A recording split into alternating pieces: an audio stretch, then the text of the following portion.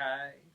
And talk to me about My Beautiful Dark Twisted Fantasy. Oh man, I feel like that's the sound to me. You know, other people may have different opinions, but to me, I feel like that's the sound he always wanted to reach. And I might be wrong, which I'm sorry, Kanye, but it just sounds like the epitome of everything that he created.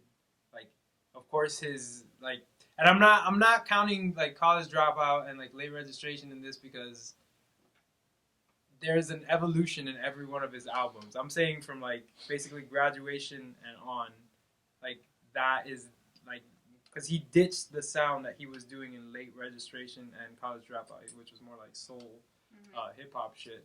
It was the early 2000s, and okay, that's fine. We get that. It's what made him pop off. So I'm not saying that it was bad or anything, but like once he hit graduation, there was a more pop feel to it. Yeah. A lot more pop feel, a lot more uses of synths, and like obviously his sampling um, still played a huge role in it.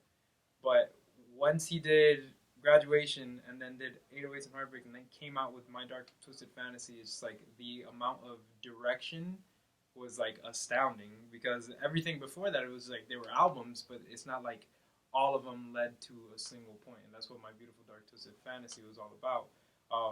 And it was cool that he even did that movie, that like 35-minute movie along with it. I was gonna ask you about that. Yeah, like that album. Oh my god, I can't even count how many times I listened to that album.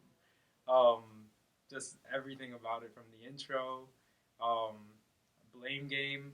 That song is incredible. Like the sample that he used, even the Aphex Twin sample, that shit it was just pure genius.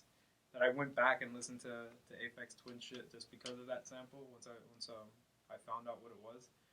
Um, but that I think it's everything he was building towards. Like and then like reading stuff about it, it's the first time that he actually wrote down lyrics.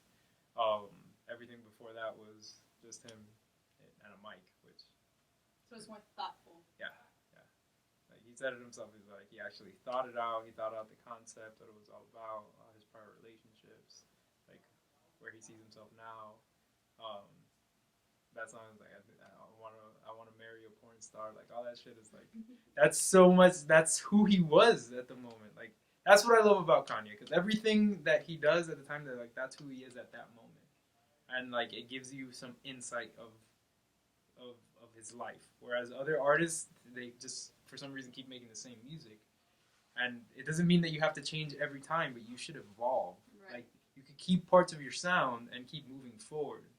Like Yeezus is completely different than anything else he's done, but it's not a shock. Like it's not something like, oh my god, I can't believe he did this. Like no, like it was more of they're like this is it's a progression. He's trying to progress with sounds and all that stuff. And you don't see many people doing that. He's clearly evolving with each. Yes. Yeah. So what are some standout tracks to you on Dark Twisted Fantasy? Blame Game, Power, obviously. Power was a big one. Power. Oh my god, when that music video came out, like when that teaser came out, of like I don't even know how long it was. I think it was like 30 seconds, even less. But it was just like the camera moving past and with that that amazing sample. That